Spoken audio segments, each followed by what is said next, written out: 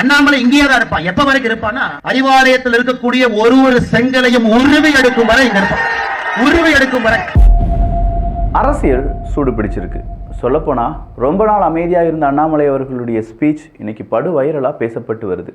செங்கோட்டையன் அவர்களுடைய முடிவும் அவருடைய பேஷன்ஸ் அப்படின்னு சொல்லக்கூடிய அந்த அமைதியும் அடுத்த ஒரு புயல் வீசுவதற்கான வாய்ப்பாக மாறி நிற்கிறது. இந்த பக்கமாக அதிமுக திமுக அப்படிங்கிற போட்டியுடன் நாம் தமிழர் கட்சி தாவேக அப்படிங்கிற வளர்ந்து வரக்கூடிய கட்சிகளும் பிஜேபி அப்படின்னு சொல்லக்கூடிய மத்திய கட்சியும் சேர்ந்து தமிழக அரசியலில் அடுத்தடுத்த புயல்களை வீச வைப்பதற்கான காட்சிகளாக மாறலாம்.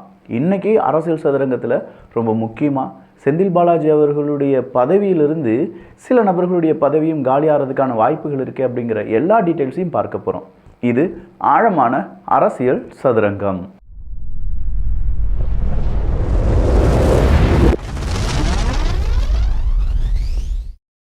பொதுவாக அரசியல் அப்படின்னு சொல்லும்போது நம்ம வேர்ல்டு பொலிட்டிக்ஸ்லாம் பார்த்துருக்கோம். அங்கே ஏகப்பட்ட நாடுகள் அவங்களுடைய பிஸ்னஸ் ஸ்ட்ராட்டஜி அப்படின்னு சொல்லிலாம் வகுத்துட்ருக்காங்க.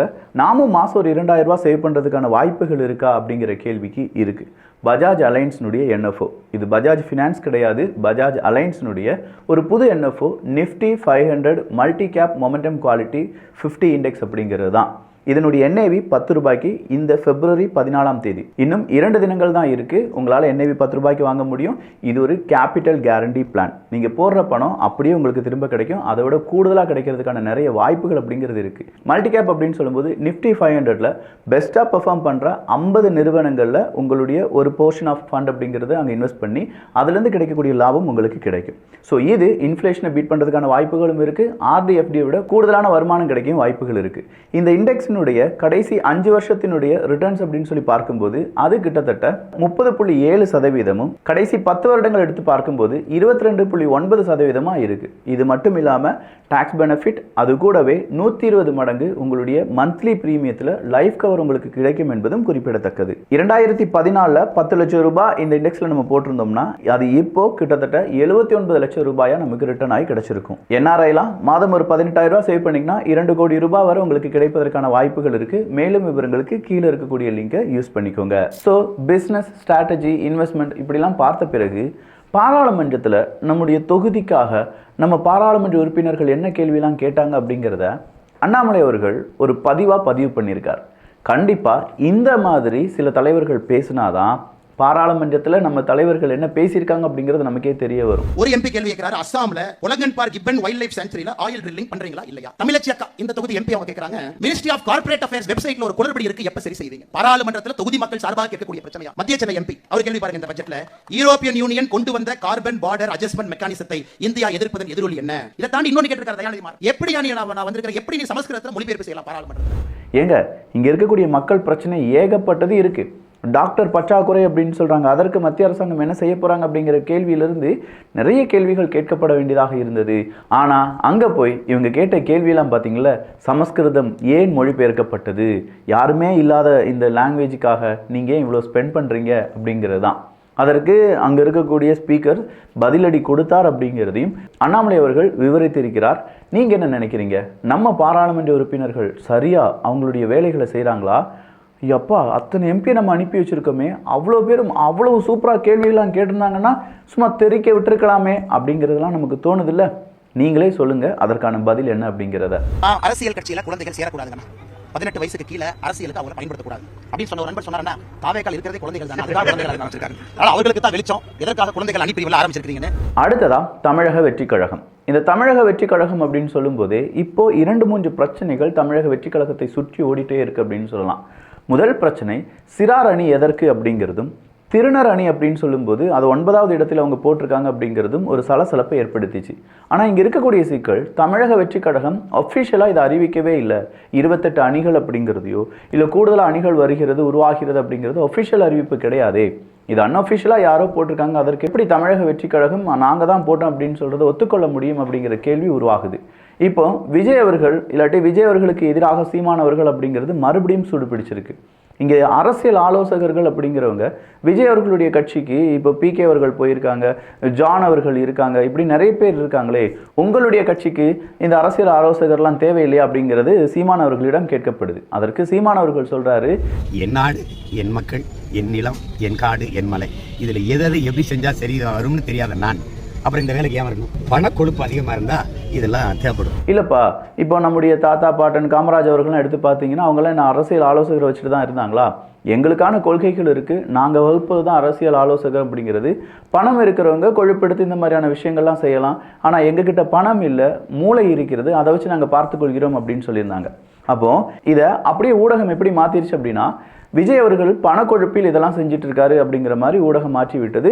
தமிழக வெற்றி கழகத்தை சார்ந்தவர்களும் சீமான் அவர்களுக்கு எதிராக கருத்துக்கள் எல்லாமே பகிர ஆரம்பிச்சிட்டாங்க. எப்படின்னா, பணக்கொழுப்புடன் தமிழக வெற்றி கழகம் இதெல்லாம் செய்யுது அப்படின்னா, திரள்நிதி கொழுப்புடன் தான் சீமான் அவர்கள் இதெல்லாம் இப்படி செஞ்சுட்டு இருக்காரு அப்படின்னு சொல்லி மறுபடியும் அந்த திரள்நிதி பிராண்ட் அப்படிங்கிறத தமிழக வெற்றி கழகமும் சீமான் அவர்கள் மீதும் நாம் தமிழர் கட்சி மீதும் வைக்கிறாங்க.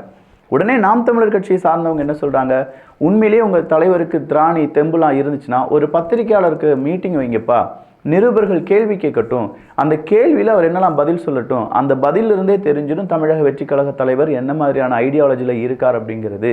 அதே மாதிரி பெரியார் அவர்களை பற்றிலாம் தப்பாக பேசின போது வராத கோபம் இப்போ இந்த அரசியல் ஆலோசகர் அப்படின்னு சொல்லி பிகே அவர்களை பற்றி பேசும்போது மட்டும் கோபம் வருகிறதா அப்படின்னு சொல்லி அந்த கேள்வியும் தமிழக வெற்றி கழகத்துக்கு எதிராக வைக்கப்பட்டு வந்திருக்கிறது.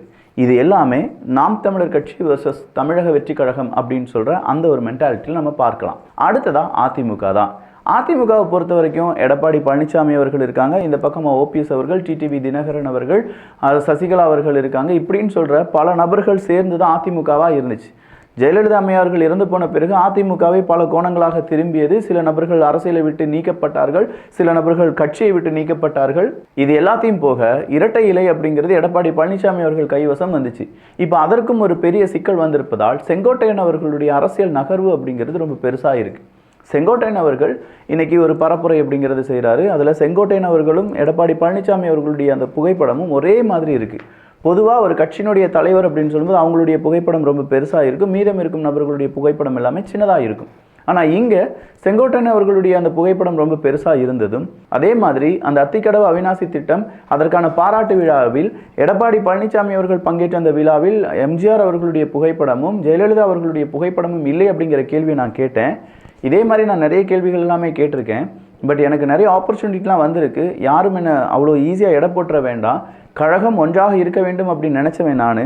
ஏகப்பட்ட பிரச்சனைகளை தாண்டி நான் எவ்வளோ வருஷமாக இங்கே அரசியல் செஞ்சிட்ருக்கேன் அப்படிங்கிறது உங்கள் எல்லாருக்குமே தெரியும். இந்த அரசியல் நான் நேர்மையாக செஞ்சிட்ருக்கேன் அப்படின்னு சொல்லி செங்கோட்டையன் அவர்கள் பேசின பேச்சு அதிமுகவுக்கு ஒரு பெரிய ப்ளஸ் அண்ட் மைனஸாக உருவாகி இருக்கிறது.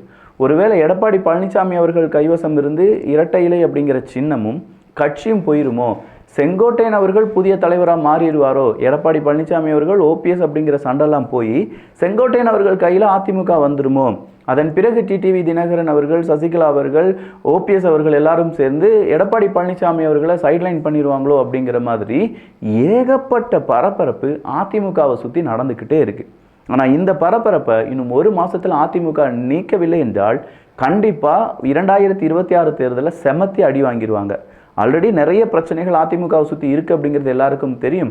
இது கூடவே இப்போது அதிமுக யார் கையில் இருக்குது அப்படிங்கிற லெவலில் மக்கள் மத்தியில் பேசு பொருள் மாறியது என்றால் நிச்சயமாக ஓட்டுக்களினுடைய அந்த சதவீதம் பயங்கரமாக அடி வாங்கும். அப்படி அடி வாங்காமல் இருப்பதற்கு அதிமுக எப்படி முயற்சிகள் எடுக்க போகிறாங்க, யாருடைய தலைமையில் அதிமுக ஒன்றாக போகிறது அப்படிங்கிறதெல்லாம் ஒரு பெரும் கேள்விதான். அந்த கேள்விக்கான பதில் தான் அதிமுகவினுடைய எதிர்காலம் அப்படின்னு சொல்லலாம். இதெல்லாம் விட மக்கள் மத்தியில் நான் சொல்ல வேண்டிய ரொம்ப முக்கியமான ஒரு செய்தி இருக்குது. அது அறப்போர் இயக்கம் சொல்லியிருக்காங்க.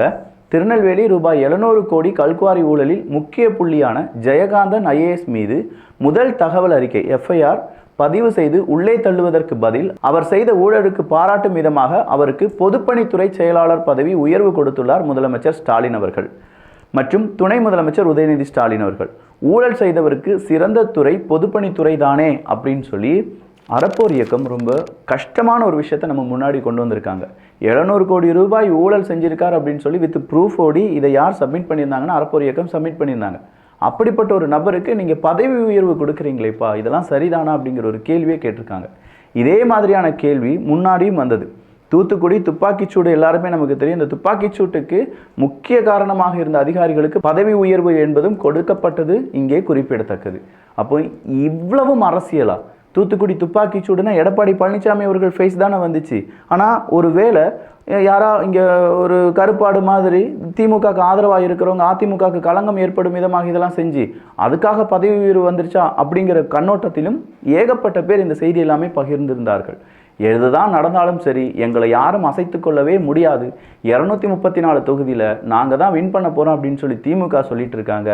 இல்லை மக்கள் இதற்கெல்லாம் சரியான பாடம் புகட்டுவார்கள் அப்படின்னு சொல்லி எதிர்க்கட்சி சொல்கிறாங்க. எதிர்க்கட்சியாக இருக்கக்கூடிய அதிமுகவில் பல பிரச்சனைகள் இருக்குது. புதுசாக உருவாகி இருக்கக்கூடிய தமிழக வெற்றி கழகமும் புது தலைவர்களை உள்ளடக்கிய பாஜகவும் இந்த பக்கமாக சீமான் அவர்களுடைய போட்டியும் அரசியல் களத்தில் சூடு பிடித்த ஒரு நிலைமையை உணர்த்துகிறது. பார்க்கலாம் என்னென்ன நடக்குது அப்படின்னு சொல்லி. நான் முதலே சொன்ன மாதிரி பஜாஜ் அலைன்ஸினுடைய Nifty 500 multi cap momentum quality 50 index அப்படிங்கிற இந்த ஒரு பிளான் NFOவில் ஜாயின் பண்ணுறதுக்கான 2 தினங்கள் மட்டும்தான் இருக்குது. NAV 10 ரூபாய்க்கு வாங்க முடியும். அதற்கான லிங்க் கீழே டிஸ்கிரிப்ஷனில் இருக்குது. உங்களுக்கு கேள்விகள் இருக்குது, குழப்பங்கள் இருக்குது அப்படின்னா அந்த தெளிவுகள்லாம் கிடைப்பதற்கான வாய்ப்புகளாக கீழே இருக்கக்கூடிய லிங்க் உங்களுக்கு பயனுள்ளதாக இருக்கும். ஸோ ஓவராலாக இந்த ஒரு காணொளி பற்றிய உங்களுடைய கருத்துக்கள் இங்கே வரவேற்கப்படுகின்றன. எல்லோரும் அரசியல் சதுரங்கத்தில் இணைந்திருங்கள். நல்லதை பகிர்ந்து நல்ல சமுதாயத்தை உருவாக்குவோம். நன்றி, வணக்கம்.